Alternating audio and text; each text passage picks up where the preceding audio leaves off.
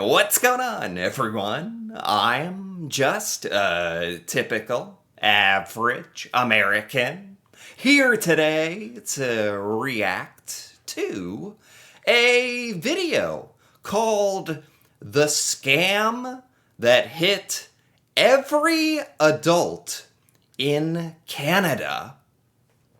Is that true?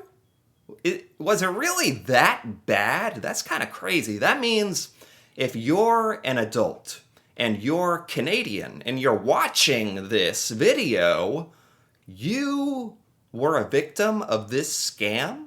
It was that widespread? That many Canadians? That's kind of crazy. I mean, of course, here in America, we have plenty of scams here, particularly a lot of bogus, fake emails.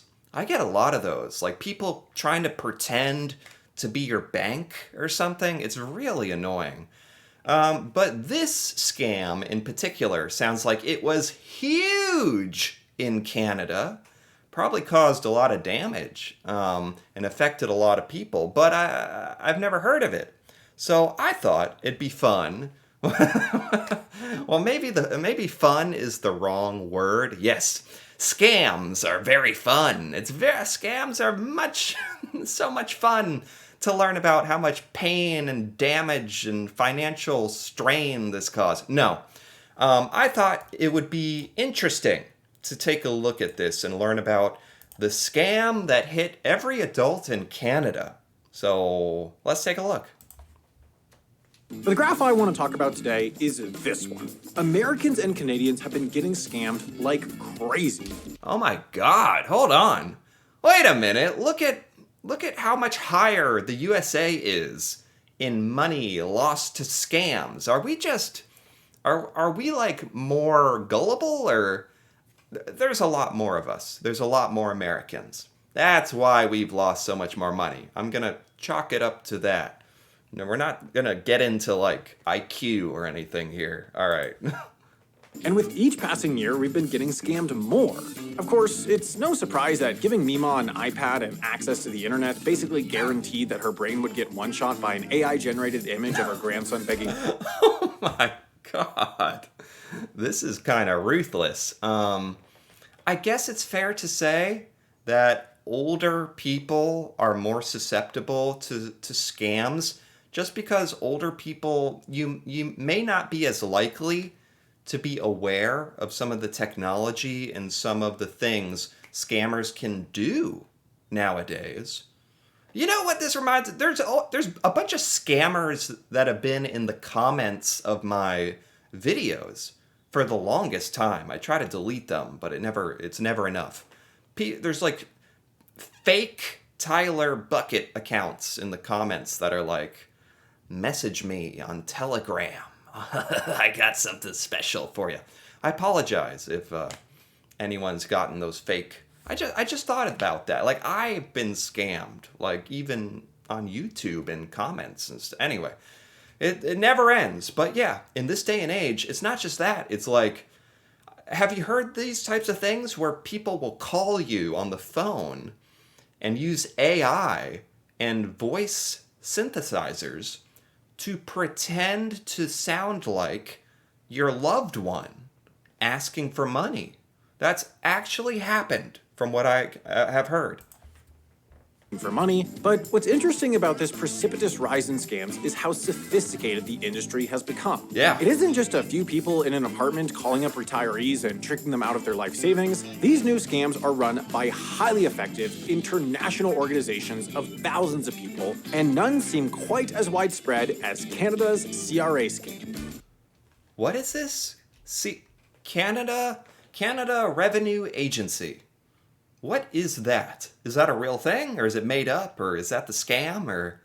Yeah, this is interesting. I haven't heard of this before. Yeah, scams suck. Like, they can really ruin your life depending on how deep into one you get caught and how much money they trick you into giving, or... It's really horrible stuff. Okay, so this started with the Canada Revenue Agency? The organization running this scam, which has been going for roughly the last decade, has managed to contact every single adult in Canada at least once, and has cost Canadians hundreds of millions of dollars. So let's talk about what this scam is, how it managed to become so successful, and most importantly, how you can get in on the grift. What? What is it? What? Are they joking? Is that a joke? Is that a joke? What do you mean? We can get in on it. You know what? If you can't beat them, join them, become the scammer, scam the scammer. Okay, anyway, joking aside, yeah, this is all so prevalent now because of how much money is involved. I think, yeah, if you, like, point your scam at 40 million Canadians and you only have like a 0.0001% success rate, you still tricked like 4,000 people or something. Yeah, and if they all give you $100, you know, that's hundreds of thousands of dollars or millions of dollars or something. Anyway, 4,000 times 100. You do the math. But yeah, it's no wonder scams are so prevalent now. They make a lot of money for these people. Sorry, my lawyers told me I had to lose that last point. Well, I guess we'll focus on the first two. So, on the surface, the CRA scam is about as simple as scams come. Let me set the scene. You get home to your igloo after a long day of mapling syrup or whatever it is that Canadians do all day, and I didn't know it was going to be like this. I didn't know. That is what most Americans think, that Canadians are going to your igloos and with your maple syrup. Who knows what you do for work or anyway. When Canadians, you go home and then and you see a message on your answering machine from the Canada Revenue Agency. In most cases, this message will be listed as coming from the actual CRA phone number. Of course, it's not, but faking this is a matter of watching like a 3-minute YouTube tutorial. So you get home or whatever, and you have a missed call on your cell phone. So already this is like modern because it's like it's on your smartphone. It's like a phone call. It's not like some stupid scammy email or something. Although fake phone calls as a scam, that's kind of the oldest trick in the book, isn't it? Anyway, it's from the actual CRA phone number, which they are faking that phone number. That's tricky. In the most common version of the scam, the message on the phone will inform you that there's a warrant out for your arrest due to unpaid taxes, and given that most people are only like 60% sure that they paid their taxes correctly, but 100% sure that they don't want to go to prison, this can sound somewhat plausible, at least in the moment. They'll give you a number to call back, and if you do, a supposed CRA agent will confirm that it's true, but that's good news. You can stay out of prison by paying those taxes right now. Wow. Son of a gun. And from what I understand about scams, the way that scams work the best is if they make you have a big emotional reaction. If it makes you panic.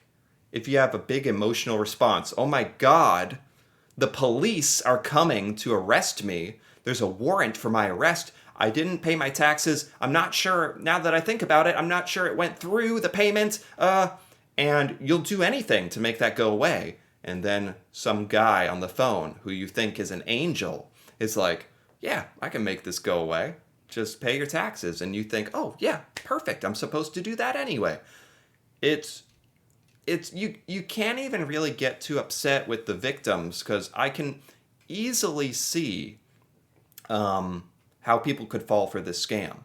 I've had people from my bank call me before for just normal things. And I'm so, like, paranoid. It'll be someone legitimate from my bank, and I will be like, can you, like, prove you're from the bank? Like, can you prove? They're asking me to prove who I am, and I'm like, you prove who you are. You? And then it actually is them, and I'm like, oh, sorry. Having pulled up your address while you respond, they'll then direct you to a nearby bank to withdraw some ludicrous sum of money, which you'll then send via courier to another address in Canada. In an earlier version of this scam, they had you deposit the money into a Bitcoin ATM, but Canada started sticking signs on those machines to tell people that the Canadian government does not, in fact, accept Bitcoin as payment, and that Bitcoin should only be used for buying illegal drugs and doing money laundering. So once you've mailed your money to that address, which unbeknownst to you is most likely someone's apartment, the scam is over, at least for you. Thank you. They literally just have people mail them thousands of dollars. What a scam. But I can totally see why it would work. So that's the scam that's hit the most adults in Canada. Every adult in Canada, because every adult has probably gotten like one of these phony emails or one of these fake phone calls with like a voicemail. Interesting. If you're Canadian out there, it'd be interesting if you want to leave a comment. Have you been the target of this specific scam? Is it truly that widespread? That'd be interesting to know from Canadians out there. Thank you for participating in the scam. Now, this all sounds pretty straightforward and not particularly sophisticated. But the success of the CRA scam isn't in its surface-level execution, it's all about what's happening behind the scenes. Because unlike scams of yore, the CRA scam is operated by a massive network of people, and these people are organized in a structure that makes it systematically impossible to actually stop the scam from happening. That's unbelievable how sophisticated these are. And there's entire corporations devoted to this stuff. It's pretty sick. To illustrate, we should start with the heart and soul of any organization, the lowest level employees who have no idea what's going on. In the CRA scam, these are the money mules. Remember how, when you got scammed a minute ago, you mailed your money to a random address somewhere else in Canada? Yeah. This was the house or apartment of a money mule, a person whose job it is to receive your money and hand it off to someone else in the organization. Now, of course, as soon as you realize that the Canada Revenue Agency doesn't operate out of a single studio apartment in Ottawa, you'll probably send this address a second lovely package, the police. But when the police arrive, there's a very good chance that your money mule will be just as surprised as you were. So they employ normal people to operate the phones, take the money. Those people think this is a legitimate business. So they don't even know they're working for scammers. That's crazy. That's terrible. In the most effective version of the CRA scam, this person doesn't even know what the scam is, let alone that they're participating in it. Yeah. In many instances, they're just a student from India who believes that they've taken a part-time job moving money from Canadian customers to some legitimate business in India. When things finally do show up, this person doesn't know anything about who they're actually sending money to, and that money is already gone. Where? Well, it's been picked up by the organization's inner mules, who are responsible for getting the money out of Canada and back to India, where the scam was organized. They do so using what's called... For this scam, this was like an India-specific thing? A Hawala system, a 700-year-old informal banking system that can move money across borders without any kind of government regulation or formal record. A Hawala system works a lot like a traditional banking system, but is regulated by honor and personal connections instead of, like, actual laws. There's a network of Hawala brokers around the world in cities with large Indian diasporas who can transfer your money to any other city that has a broker in their network. What? This is just begging to be used for scams. They were making fun of Bitcoin and stuff, but what about these brokerages that transfer money off the books? Like, it's just handshakes and verbal agreements, and there's no tracking, and that's legal? All you have to do is give them the money and a password, and then your recipient can pick up the money from their broker as long as they have the correct password. Of course, the money was never actually moved, and therefore can't be traced by real banks or government agencies. It was just an informal agreement between two Hawala brokers over the phone. Wow. Turns out that the threat of your family being mad at you is pretty much enough to regulate an entire international banking system, in case we were looking for a punishment for financial crimes besides you get $700 billion. At this point, the money has made it back to India, which is where the phone call came from in the first place. It was likely it came from one of several dozen call centers in either Mumbai or New Delhi, staffed by 10 to 20 people, and set up in either an office, apartment, or hotel room. Importantly, though, these 10 to 20 people generally don't make any of the initial calls. This is done instead by a robo-dialer, which works its way down the list of Canada's 31 million or so registered phone numbers, leaving a message from the CRA. That means that the callers inside the center only need to speak to the small fraction of people convinced enough to call back, freeing up capacity for other callers to do real-time research on the victim, like where they live or what they do for work. And distributing... So, okay. First, this makes a lot of sense to me, actually. It's crazy how sophisticated this has become. I didn't even know about all this. This scam was originated in India, but they have a robot call millions of phone numbers, like much faster than any human could do, and cheaper. The robot calls everyone and leaves an automated message. And then some people who don't realize it's a scam will call back really worried and be like, hey, help me out. I want to give you money. Take my money. Then you talk to someone in India. Unfortunately, in the United States, India does have like a bad reputation for being the origin of a lot of scams. So yeah, India does have like that stereotype here in America. And unfortunately, this scam is not helping in that regard to disprove that. But yeah, someone talks to you, someone from India actually talks to you, an actual human, and gets you to mail your package to some guy's apartment or something. These callers across several dozen centers in different cities isn't a mistake. These centers can be set up and dismantled in a matter of a few hours, so if investigators catch on to one, the other callers can quickly shift their operations and the investigation goes cold. You might manage to make a few arrests, but the rest of the system remains intact, and the leadership, who are never on site and likely not even in the country, are effectively impossible to find. That's crazy.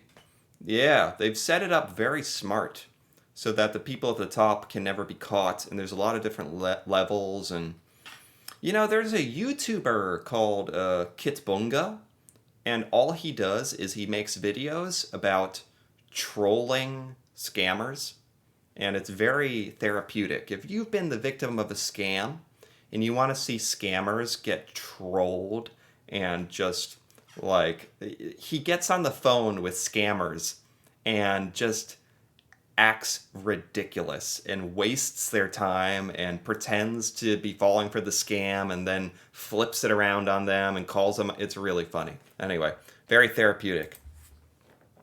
Of course, the CRA scam isn't the only one operating at this scale. There are similarly sized, if not even larger organizations operating out of places like Myanmar, Laos, and Cambodia, often setting up massive Starlink-powered slave compounds to defraud the Western world with only the efficiency that Elon Musk could manage. As these organizations grow larger and get increasingly sophisticated, their tools for targeting victims also get more effective. They've started, for example, purchasing contact data, like your phone number, email, and home address, directly from data brokers who can legally scrape that stuff from the internet and sell it to scammers for profit. It's so annoying. It's so annoying that they can do that. Sell your email and phone number and stuff. Like if you sign up for Facebook, and you got to give your phone number, they can just sell it to some random company across the world. Like, that's so dumb. This is why I've started using this video sponsor. Oh, and that's it. Now it's just a sponsored thing from the video. Okay, anyway, this was very good. That was really interesting, as I expected. Scams are so horrible, man. So horrible, and I know they literally ruin people's lives. So definitely be careful out there. Not that you need me to tell you that, because if you're Canadian, well, either you're the majority that hopefully got away from this scam, or unfortunately, if you fell for this scam, that sucks. But yeah, we live in a day and age where this is actually a thing. Like on your phone and the internet and in YouTube comments, and it's really lame, but videos like this are good for being aware of it. And yeah, I didn't know about this scam. That's crazy. That's a crazy story. So anyway, if you enjoyed this, feel free to give this video a like or leave a comment with your thoughts on this CRA Canada scam. If you fell victim to it, if you heard about this or other scams, that'd be cool to hear about. And if you're interested in more videos like this, me reacting to Canada and learning about Canadian culture and seeing Canadian things I've never seen before, feel free to subscribe for more. And until then, thanks for watching and see you next time.